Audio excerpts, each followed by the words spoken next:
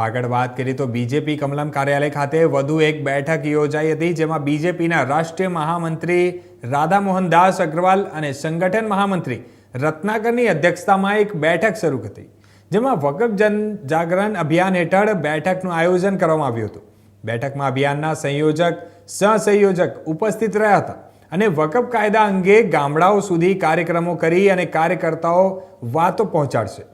મુસ્લિમ વ્યક્તિઓ સુધી વકફ કાયદાથી થનારા ફાયદાઓની વાત પહોંચાડશે અને રાધામોહન દાસ અગ્રવાલ વકફ જન જાગરણ અભિયાનના રાષ્ટ્રીય સંયોજક છે.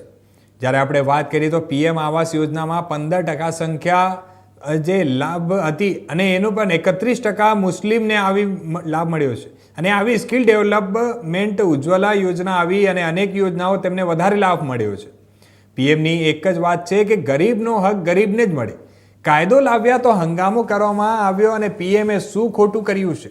આમાં મુસ્લિમનો અધિકાર મુસ્લિમ ગરીબને મળે અને બધા મુસ્લિમને ભડકાવવાનું કામ કર્યું છે. અને કર્ણાટકમાં વકફ લૂંટ કરવામાં કોંગ્રેસના રાષ્ટ્રીય અધ્યક્ષ ખડગે કબજો કર્યો છે.